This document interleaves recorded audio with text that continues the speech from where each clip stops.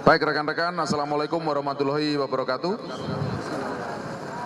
Rekan-rekan media, saya akan menginformasikan pengungkapan terhadap sebuah peristiwa pidana yang dilakukan oleh Polsek Kelapa Gading di PK oleh Satreskrim Polres Metro Jakarta Utara, yaitu berawal dari sebuah kasus yang menurut saya memiliki human interest yang cukup tinggi, rasa kepedulian kita terhadap perempuan dan anak.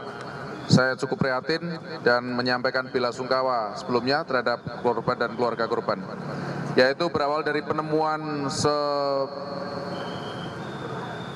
jenazah atau jasad seorang wanita yang kemudian diketahui identitasnya adalah atas nama RN, umur 34 tahun, yang ditemukan dalam kondisi meregang nyawa atau meninggal dunia pada tanggal 20 April 2024 hari Sabtu sekitar 08.40 WIB di Kedai Anak Mami, Jalan Boulevard Raya, Blok PD 9, nomor 3, RT 3, RW 18, Kelurahan Pegangsaan 2, Kecamatan Kelapa Gading, Kota Madya, Jakarta Utara, di tempat di mana kita melaksanakan rilis pada hari ini.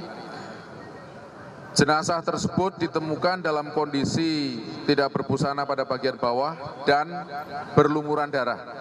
Ini supaya kita mendapatkan atmosfer untuk bagaimana kemudian polisi, Polsek Kelapa Gading dan tim melakukan pengungkapan berawal dari TKP. Dengan melakukan pengumpulan bukti scientific investigation-nya, baik digital forensik maupun saksi-saksi yang ada di lokasi yang sangat minim, karena yang bersangkutan juga baru berada di tempat ini. Kita bisa menemukan bahwa pelakunya adalah orang dekat dari korban, yaitu saudara A, berusia 27 tahun, dan ditangkap tidak kurang atau kurang dari 24 jam ya, sejak peristiwa. Jadi peristiwa pagi Sabtu, malam jam 8 sudah ditangkap di Lampung. Yang bersangkutan melarikan diri di Lampung. Saudara A dan RN sebagai korban saya sampaikan sebagai orang dekat karena mereka menuju ke tempat ini berasal dari tempat yang sama, dari Lampung. Lalu kemudian peristiwa itu terjadi dan saudara A juga mengambil dengan paksa, dengan cara kekerasan, merampas barang milik orang lain berupa sebuah handphone dari penguasaan korban. Ya, dari penguasaan korban, sehingga kemudian dilakukan penelusuran dan dapat dilakukan penangkapan terhadap saudara A.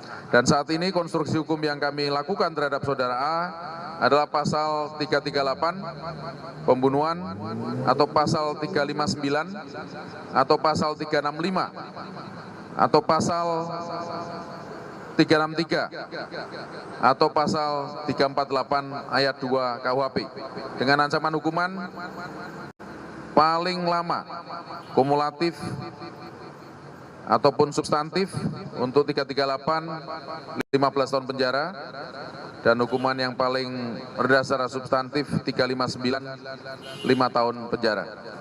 Demikian saya sampaikan di awal. Nanti lebih detail bagaimana proses pengungkapan mungkin Pak Kapolsek maupun Kasatreskrim bisa dilakukan lebih lanjut. Satu hal, ini dalam konstruksi penyidikan akan berkembang ketika kemudian kita melakukan atau mendapatkan data-data saintifik yang lain. Kita juga sedang melakukan pemeriksaan secara toksikologi, lalu pemeriksaan jaringan untuk mengetahui peristiwa secara utuh. Saya rasa itu ya. Terima kasih. Wassalamualaikum warahmatullahi wabarakatuh. Ada yang ditanyakan? Cukup kan? Motif Pak, motif pelaku membunuh korban. Motifnya nanti akan secara detail setelah kita menemukan atau kita mendapatkan informasi dari pemeriksaan ahli, yaitu berkaitan dengan toksikologi. psikologi dan lain sebagainya. Karena memang saya ceritakan dari awal ada hubungan pribadi antara korban dengan tersangka, sehingga korban pada saat meninggal dunia secara laboratoris itu dalam kondisi hamil, ya, secara laboratoris. Jadi pemeriksaan laboratoris terhadap air seni positif. Kemudian tidak ada, tadi kan saya sampaikan berlumuran darah, tetapi tidak ada luka terbuka. Tidak ada luka bagian tubuh lain yang terbuka. Artinya adalah luka dari dalam, bisa karena pendarahan, kemudian setelah dilakukan pemeriksaan ternyata ada upaya untuk menggugurkan janinnya. Sehingga kemudian karena dilakukan secara tidak profesional dan dilakukan tidak dengan standar kesehatan, maka kemudian mengalami pendarahan. Dalam pengendaraan ini tidak dilakukan pertolongan secara cepat terhadap korban, sang tersangka justru mengambil handphonenya dari penguasaan korban. Kemudian dia meninggalkan korban, pergi ke Lampung, sejalan dengan itu korban mengalami pendarahan dan mengakibatkan kematian terhadap korban. Ya. Ya. Ya, usaha penggugurannya itu sudah mulai sejak dari Lampung.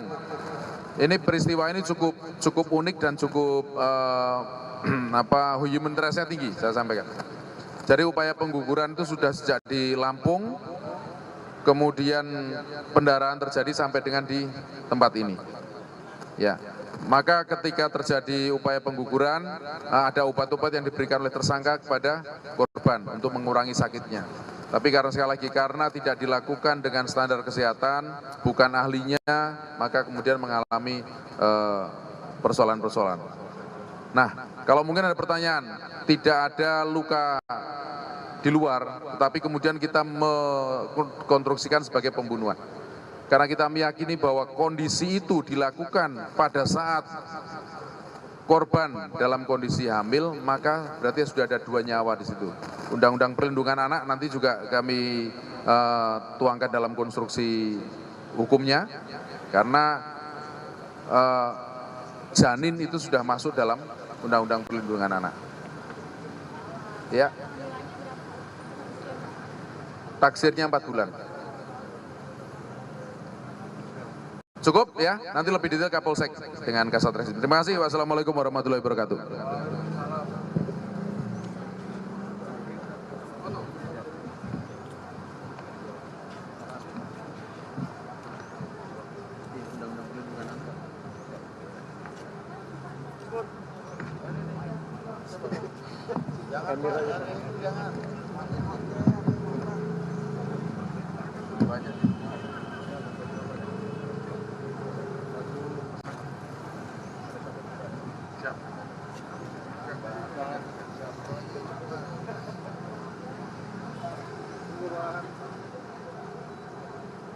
Kiri, Pak.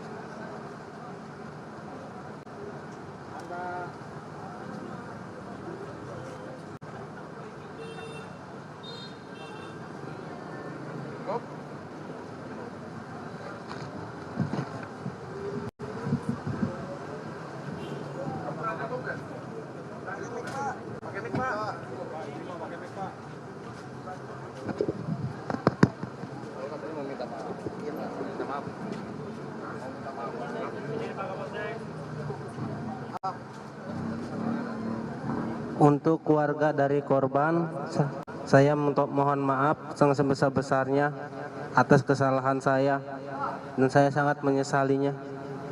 Semoga korban diterima di sisi Allah Subhanahu wa Ta'ala. Pertanyaannya berapa lama, Mas? Mas sudah pacaran berapa lama, Mas, dengan korban? 3 tahun, Pak. 3 tahun. 3 tahun. Cukup ya.